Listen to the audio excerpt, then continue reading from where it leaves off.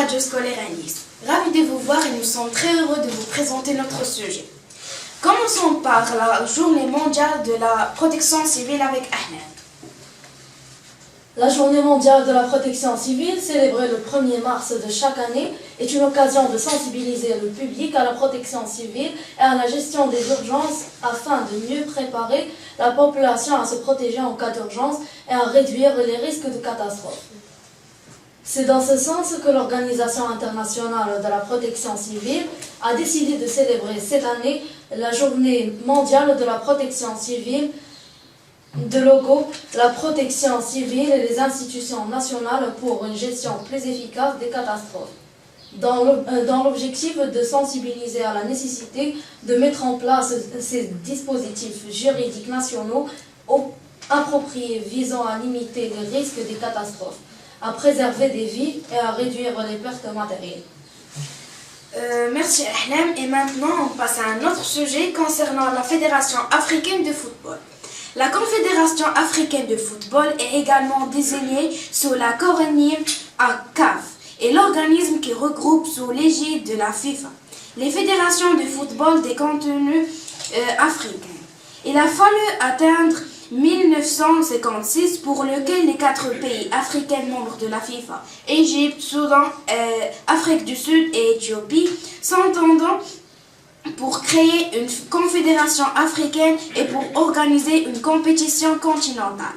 Les statuts ont été acceptés par la FIFA en juin 10 février 1957, malgré le refus de l'Afrique du Sud de se présenter 4 mois auparavant à la première compétition continentale au Soudan, pour ne pas avoir à présenter une équipe multiraciale. La principale compétition organisée par la CAF est la Coupe Afrique des Nations CAN, mais elle organise aussi la Ligue des champions de CAF et décerne le Ballon d'Or africain équivalent du célèbre Ballon d'Or, mais uniquement réservé aux joueurs africains. Son président est Ahmed. Il est de Madagascar depuis le 16 mai 2017. Maintenant, on passe à Hiba. Le code de la route est un ensemble de règles s'appliquant aux usagers des voies publiques. Il est important de bien le connaître pour circuler en toute sécurité et dans le respect des lois.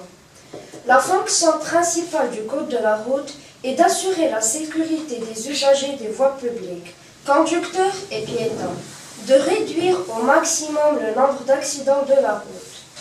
L'augmentation du nombre de véhicules en circulation a rendu nécessaire l'accroissement du volume du code de la route. Le code de la route remplit donc une fonction de sécurité publique. Les règles en elles-mêmes ne suffisent pas.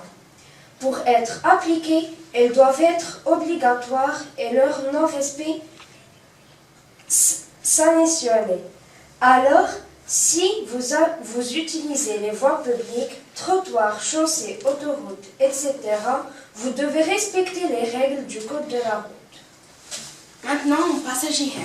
Bonjour, aujourd'hui je vais vous présenter la pénurie d'eau. Selon la FAO, le Maroc serait l'un des 45 pays touchés par la pénurie d'eau, une situation difficile pour la société. La crise de l'eau s'installe, la situation devient de plus en plus critique, les populations de plus en plus nombreuses souffrant de la soif. Pour faire face au problème de la pénurie, c'est-à-dire l'épuisement d'eau, le gouvernement a mis en place un programme d'urgence. Il vise en premier à assurer l'approvisionnement en eau potable, une stratégie pour préserver les ressources hydriques. La pénurie d'eau affecte aujourd'hui 40% de la population mondiale. Les 3 secteurs qui engloutissent cette source de vie sont l'agriculture, l'industrie et les ménages. De plus, le réchauffement climatique, l'urbanisation et la démographie. Pourquoi ne pas participer et stopper l'utilisation irresponsable de l'eau? Oui, on ne peut pas arrêter définitivement l'utilisation de cette source d'eau, mais on peut la réduire avant de la perdre. Et maintenant, on va passer à l'événement le plus important le 8 mars, la journée internationale de la femme. Bonjour. La journée internationale des femmes, également appelée journée internationale des droits des femmes, dans certains pays comme la France, est célébrée le 8 mars. C'est une journée internationale mettant en avant la lutte pour les droits des femmes et notamment pour la réduction des inégalités par rapport aux hommes.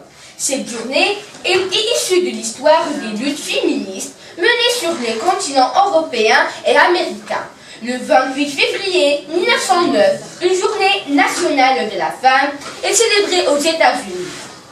À l'appel du Parti socialiste d'Amérique, à la suite d'une proposition de Clara Zetkin en août 1910, l'Internationale socialiste des femmes célébrait le 19 mars 1911. La première journée internationale des femmes est revendique le droit vote des femmes, le droit au travail, depuis des rassemblements et manifestations ont lieu tous les ans.